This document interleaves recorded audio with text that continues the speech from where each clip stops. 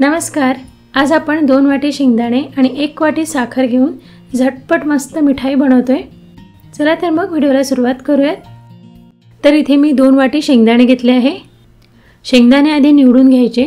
यामध्ये जर काही खराब कीड लागलेले शेंगदाणे असतात ते काढून घ्यायचे। हे असे शेंगदाणे जर मिठाईमध्ये राहिले तर मिठाईची टेस्ट बिघडू शकते, त्यामुळे शेंगदाणे आधी चांगले निवडून बघून घ्या। आता हे शेंगदाणे भाजून घेऊयात। तर पूर्ण शेंगदाणे मी ह्या पॅन मध्ये भाजून घेते। शेंगदाणे मंद गॅसवर हळूहळू भाजायचे। मिठाई बनवण्यासाठी शेंगदाणे आपल्याला खूप जास्त भाजायचे नाही आहे, काळे होऊ द्यायचे नाही आहे।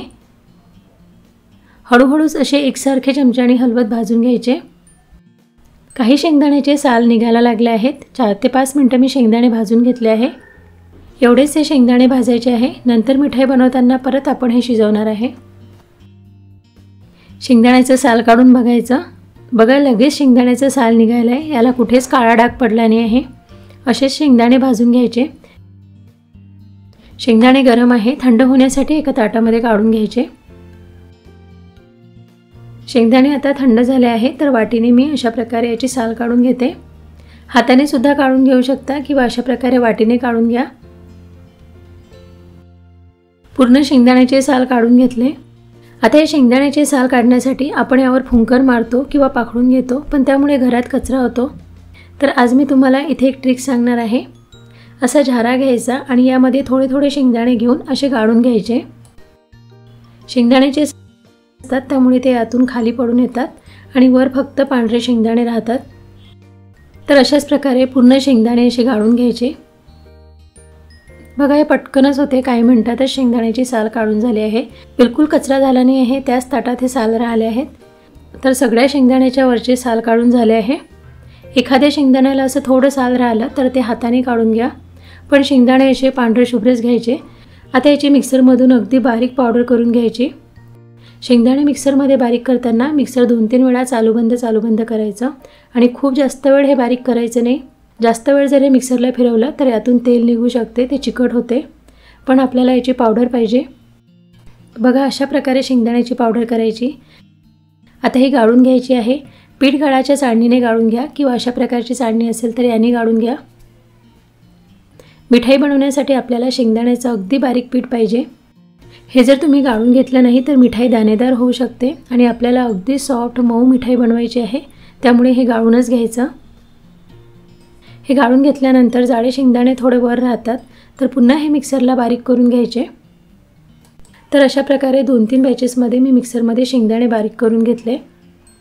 आता यामध्ये पाववाटी मिल्क पावडर घ्यायचं। खूप जास्त मिल्क पावडर घालायचं नाही। मिल्क पावडर यात व्यवस्थित मिक्स करून घ्यायची। आता हे शेंगदाण्याचं मिश्रण तयार झालं आहे। आता गॅसवर एका पॅनमध्ये 1 वाटी साखर घ्यायची। असं जाडबुडाचे किंवा नॉनस्टिक पॅन घ्या। यात अर्धी वाटी पाणी घालायचं। 2 वाटी शेंगदाण्याला आपण 1 वाटी साखर घेतली आहे। जेवढे शेंगदाणे घेतले असेल त्याच्या अर्धी साखर घ्यायची आणि जेवढी साखर असेल त्याच्या अर्ध पाणी घ्यायचं। प्रमाण लक्षात ठेवायला खूप सोपं आहे। आता ही साखर विरघळून घ्यायची।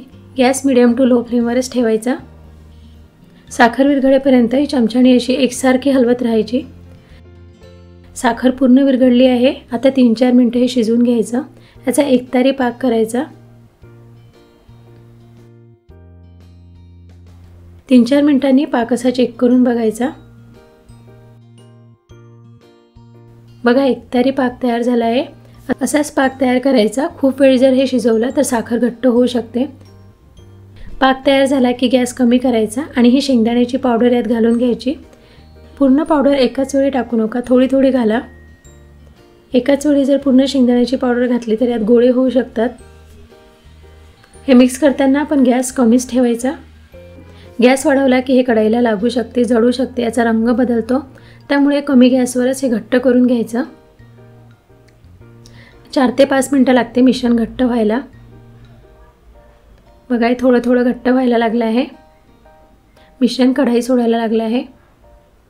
आता यात अर्धा चमचा वेलची पूड टाकायची आणि पुन्हा हे 1 मिनिट परतून घ्यायचं।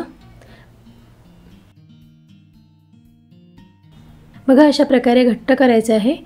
थोडंसं मिश्रण हातात घेऊन याचा गोळा करून बघायचा। हे खूप जास्त गरम आहे, हाताला आधी थोडं पाणी लावून घ्या। याचा व्यवस्थित गोळा होता, याचा अर्थ मिश्रण तयार झालं। आता गॅस बंद करून घ्यायचा। मिश्रण लगेच कढईमधून काढून घ्यायचं। इथे ताटाला मी थोडं तूप लावून घेतलं आहे। गॅस बंद केला की लगेच मिश्रण ताटावर काढून घ्या। हे जर तुम्ही गरम कढईमध्येच ठेवलं तर ते जळू शकते, त्याचा रंग बदलू शकतो। आता मिश्रण गरम असताना चमच्याने असं थापून घ्यायचं किंवा बेलण्याने लाटून घ्या। अशा प्रकारे स्क्वेअर आकारामध्ये हे सेट करून घ्यायचं। याची आपण शेंगदाण्याची कतली बनवणार आहोत, म्हणून मी याला कतलीसारखा आकार देते। याच्या तुम्ही स्क्वेअर आकारामध्ये बर्फी सुद्धा बनवू शकता। आता यावर मी चांदीचा वर्क लावून घेते। चांदीचा वर्क लावणे ऑप्शनल आहे, अशी ही कतली खायला छान लागते। आता या कतली अर्धा ते 1 तास थंड होऊ द्यायच्या, त्यानंतर काढायच्या। आता 1 तासानंतर पाहूया, शेंगदाणा कतली पूर्णपणे थंड झाली आहे। आता ही काढून घ्यायची। ताटाला अजिबात चिटकलेली नाही आहे, व्यवस्थित निघते। तुम्ही जर ही ओली असतानाच काढायला गेला तर ते चिपकते, व्यवस्थित निघत नाही। त्यामुळे पूर्णपणे थंड होऊ द्यायची, 1 तास सुकू द्यायची, त्यानंतर काढायची। तर इथे काही कतली मी प्लेटमध्ये काढून घेतली आहे। ही मिठाई खूप सुंदर दिसते, एक तोडून दाखवते। टेक्स्चर सुद्धा खूप छान आलं आहे, अगदी मऊ झाली आहे, चवीलाही खूप छान होते। आणि 15 दिवस जरी ही मिठाई ठेवली तरी आरामात टिकते आणि कडक येत नाही, अशी मऊच राहते। आता रक्षाबंधन आहे तर स्वस्तात मस्त आणि झटपट ही मिठाई तुम्ही घरीच बनवू शकता। आणि आजचा हा व्हिडिओ तुम्हाला आवडला असेल तर प्लीज लाईक करा, शेअर करा, त्याचसोबत आपल्या चॅनलला सुद्धा सबस्क्राईब करा।